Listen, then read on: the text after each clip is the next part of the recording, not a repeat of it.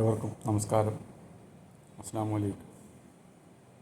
ഞാൻ കല്യാണത്തെക്കുറിച്ചാണ് ചെറിയൊരു കാര്യം പറയാൻ വേണ്ടി.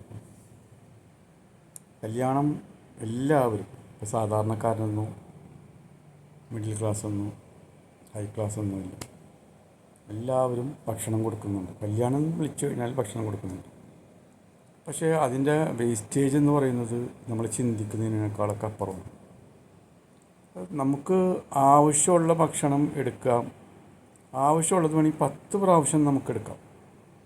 ആ എടുത്തത് നമുക്ക് ആവശ്യമുള്ളത് കഴിച്ചിട്ട് വേസ്റ്റ് ആകാതെ നമുക്ക് നോക്കാൻ കഴിയും. എല്ലാവർക്കും കഴിയും. ഇപ്പോൾ ടേബിളിലാണെങ്കിൽ കൊണ്ടുവന്ന് അവർ വെക്കും. ബൊഫെ ആണെങ്കിലും നമുക്ക് സൗകര്യം തന്നെയാണ്. പോയി മടി കാണിക്കുന്നത് കൊണ്ടിട്ടാണ് വലിച്ചു വാരിയിട്ട് വേണ്ടാത്തതും വേണ്ടുന്നതൊക്കെ ഇട്ട് അവസാനം ഒരു കുന്ന് വേസ്റ്റാക്കി കളയുന്നു. ഇനിയെങ്കിലും നിങ്ങൾ ദയവ് ചെയ്ത് ചിന്തിക്കുക. ആരും ആരെയും മൈൻഡ് ചെയ്യുമൊന്നുമില്ല. നിങ്ങൾക്ക് 10 പ്രാവശ്യം എടുക്കാം, 20 പ്രാവശ്യം എടുക്കാം.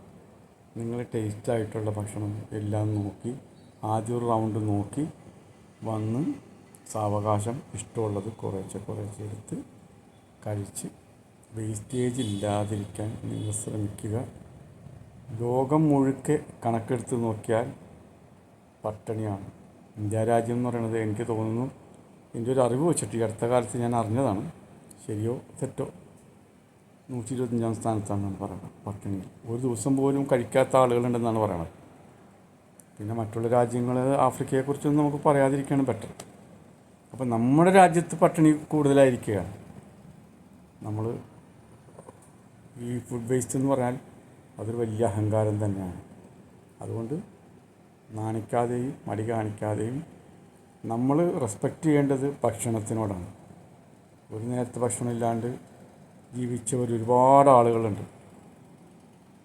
അപ്പോൾ അതുകൊണ്ടിട്ട് ആ ഓർമ്മ വെച്ചെങ്കിലും നമ്മൾ ഭക്ഷണത്തെ ബഹുമാനിക്കുക, നിങ്ങൾ നിർബന്ധമായും പാലിക്കുക.